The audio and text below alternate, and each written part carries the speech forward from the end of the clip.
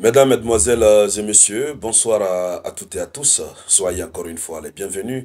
Vous êtes sur la tribune d'éveil des consciences. À la une de l'actualité internationale, la Russie de Vladimir Poutine vient d'adopter une toute nouvelle stratégie sur le front en Ukraine, mais une stratégie extrêmement dangereuse qui inquiète sérieusement l'Occident. Oui, vous savez, le conflit russo-ukrainien ce n'est pas aussi brutal et violent comme ce qui s'est passé en Iran. Mais Vladimir Poutine caresse tout doucement, il récupère tout doucement. Chaque jour que Dieu fait, il aiguise l'intelligence de son armée et il développe une nouvelle stratégie extrêmement puissante, mais qui se ressent difficilement. Les médias en parleront difficilement. Oui, puisque même les gens ne s'en rendent pas compte. Sauf lorsque les correspondants de guerre font un constat réel, hein, lorsqu'ils s'approchent vraiment, c'est là qu'ils découvrent. Sinon, Poutine est silencieux et il continue. Je vous dis à cette allure, plus de 3 ans de guerre, la Russie risque de récupérer l'ensemble du territoire ukrainien. Cette nouvelle stratégie est qualifiée de la stratégie de rapport de force de 3 contre 1. C'est-à-dire 3 soldats contre un seul soldat ukrainien. Imaginez. Imaginez seulement la suite. D'abord, l'Ukraine n'a pas suffisamment de soldats, ou n'en a presque plus. L'Ukraine passe désormais tout le temps à recruter des mercenaires. Mais ce qui est compliqué, c'est que la Russie, dans sa nouvelle stratégie, a déversé un nombre exagéré de soldats sur le front. Je dis bien un nombre exagéré de soldats sur le front. Après que la Russie ait eu à envoyer 111 000 soldats sur le front du Dniepr, ça c'est dans l'est de l'Ukraine, dans la région de Soumy, la Russie vient d'envoyer un nombre encore important. Alors, cette nouvelle stratégie de la Russie est en train de payer très fort, même si c'est au prix de la vie de certains soldats russes. Et donc, mesdames, mesdemoiselles et messieurs, dans le cadre de cette vidéoconférence, c'est de cette actualité que nous allons parler. Mais avant de continuer, acceptez de partager la vidéoconférence au maximum. Mettez beaucoup de j'aime, beaucoup de likes.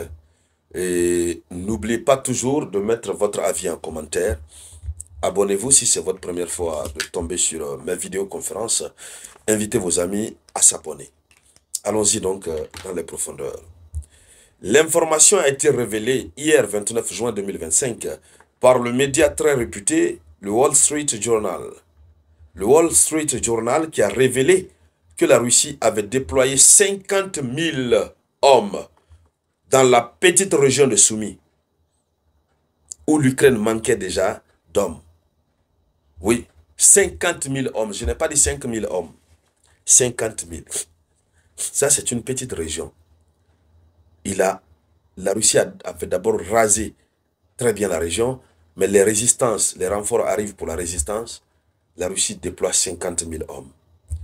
Dans la région du Dniepr, la Russie a déployé 111 000 hommes. Vous savez, tout récemment, la Russie s'est livrée à un recrutement massif au sein de l'armée. Et la Russie a beaucoup de réservistes que désormais la Russie est en train de transporter sur les fronts. Le pire, c'est que la Russie ouvre au même moment plusieurs fronts à la fois. Et c'est une manière de disperser les forces ukrainiennes qui manquent déjà à la fois de munitions, à la fois de personnes, puisque presque tous les militaires, la plupart, ont été envoyés au repos. Éternel, bien entendu. Donc, plusieurs fronts, mais avec un nombre, je vous dis, exagéré de soldats. Imaginez, 111 000 hommes dans la région du Dniepr. Et la région du Dniepr, c'est cette nouvelle région que la Russie veut conquérir pour compléter ses gains territoriaux à 5. Vous savez, la Russie a déjà 4 régions. Donc la Russie veut compléter à 5. Et avec l'envoi des 111 000 personnes qu'on avait eu à en parler récemment, la Russie vient de percer. La Russie est désormais confortablement bien entrée dans la région. Et comment on appelle cette région déjà? La région de Dniepr, voilà. Alors, comme si tout cela ne suffisait pas pour achevé le nettoyage dans la région de Soumy.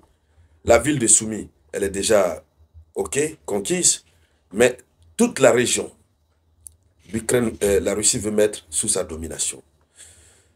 Le problème, c'est que les Ukrainiens eux-mêmes constatent que la Russie est fatiguée de continuer de prendre localité par localité, c'est-à-dire de grignoter, grignoter, grignoter. La Russie veut désormais conquérir par région. Dès qu'elle prend une région, c'est bon, c'est ok, on met le cachet. Autre région, etc., etc. Et c'est comme ça que la Russie parviendra à capturer toute l'Ukraine, silencieusement et tranquillement. Alors, selon le Wall Street Journal, déjà Volodymyr Zelensky avait affirmé, il y a un mois, que la Russie masse 5000 hommes près de la région de Soumy. Et donc c'est désormais avéré, selon ce qu'affirme le Wall Street Journal dans un article du 29 juin. Le Wall Street Journal nous dit qu'il y a un rapport de force de 3 contre 1.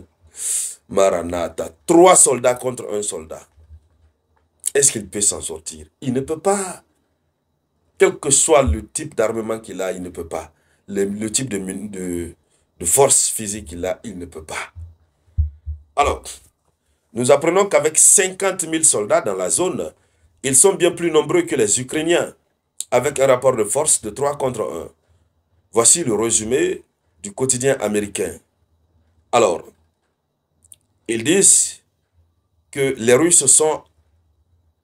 ne sont qu'à 19 km de Soumy, la nouvelle cible de Moscou. 19 km de Soumy.